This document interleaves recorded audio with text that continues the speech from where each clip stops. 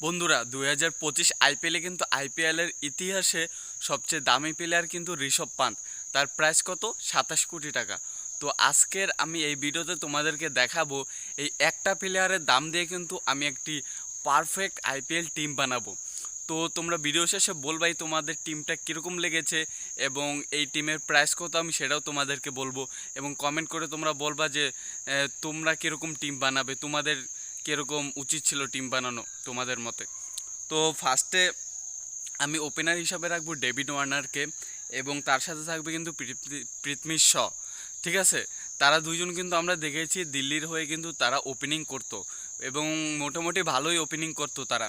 তো ওয়ার্নারের ওয়ার্নারের প্রাইস ছিল 2 কোটি টাকা এবং পৃথ্বী শর প্রাইস ছিল 75 লক্ষ টাকা। তো এরপর আমি ওয়ান ডাউনে রাখবো কাইল মায়ার্সকে। কাইল মায়ার্স কিন্তু খুবই অসাধারণ একজন অলরাউন্ডার, তিনি ব্যাটিং বোলিং কিন্তু দুটোটাই সামলায় এবং আমরা কিন্তু লখনৌয়ের হয়ে দেখেছিলাম কাইল মায়ার্সকে খেলতে, যেখানে তার খেলার কারণে কিন্তু ডিককও সুযোগ পাচ্ছিল না। তো ওয়ান ডাউনে আমি তাকেই রাখছি। এরপর আছে মায়াঙ্ক আগারওয়াল। মায়াঙ্ক আগারওয়ালের প্রাইসও কিন্তু 1 কোটি টাকা এবং মায়াঙ্ক আগারওয়াল কিন্তু আমরা দেখেছি পাঞ্জাবের হয়ে কিন্তু খুব ভালো খেলতো এবং পরবর্তীতে কিন্তু তিনি হায়দ্রাবাদের হয়ে কিন্তু খুব ভালো খেলেছেন। এবং এরপর আছে কিন্তু সারফারাজ খান।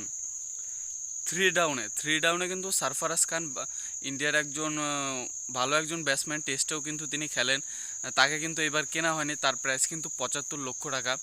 তো এর পরবর্তীতে লিস্টে আমি রেখেছি জনি ব্রেস্টনকে। ফোর ডাউনে নামবে জনি ব্রেস্টন, তিনি কিন্তু একজন উইকেট কিপার ব্যাটসম্যান।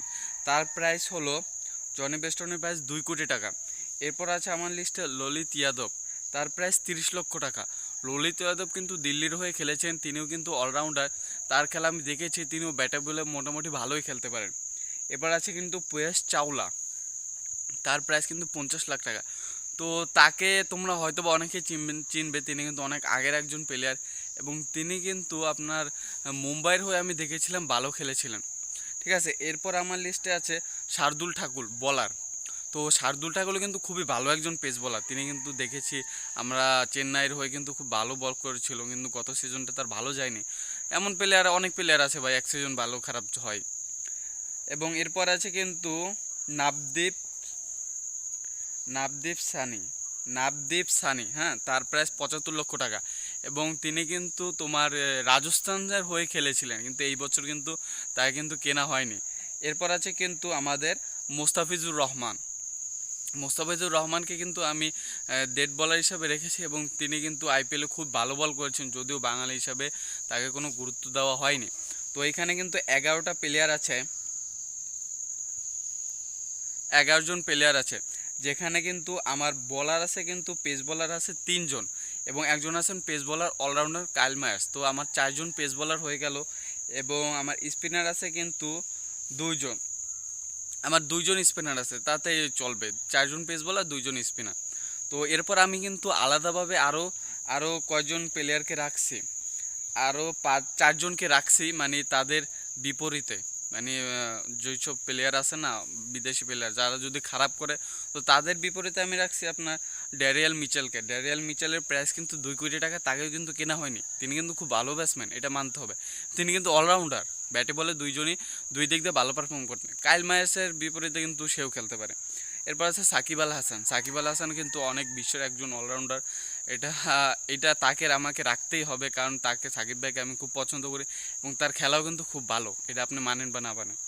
এরপর আছে কিন্তু বান্দার দূষণ, সাউথ আফ্রিকান ব্যাটসম্যান, সেও কিন্তু খুব ভালো একজন ব্যাটার এবং আপনি যদি বিভিন্ন অন্যান্য লিগ দেখেন সেখানে কিন্তু বান্দার দূষণ খুব ভালো পারফর্ম করছেন, মানে তার ব্যাটিং স্কিল খুবই ভালো, তবুও কিন্তু তিনি আইপিএলে সুযোগ পায়নি, তার প্রাইসে কিন্তু 2 কোটি টাকা।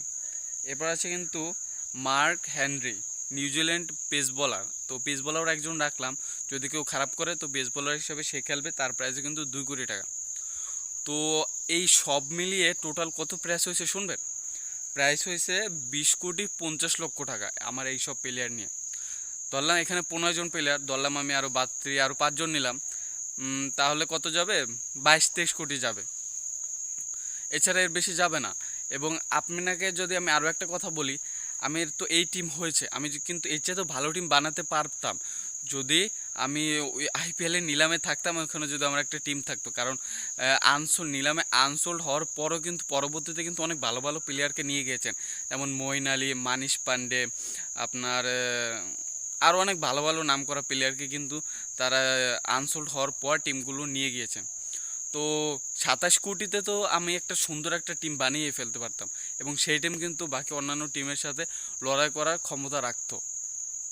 তো এই টিমটাকে আপনি 10-এ কত দেবেন, এবং আপনি একটি টিম বানিয়ে আমাকে কমেন্ট বক্সে পাঠান, তো আমরাও দেখি আপনার টিমটাও কতটা শক্তিশালী। তো আমার টিমকে যদি বলেন, আমার টিমকে আমি দেবো 10-এ 7। আমি 10-এ 7 দেবো। আমার টিম মোটামুটি সর্বোচ্চ শক্তিশালী টিম, এখানে সব ভালো ভালো প্লেয়াররা আছে। তো আপনারা কমেন্টে জানান টিমটি আপনাদের কীরকম লেগেছে।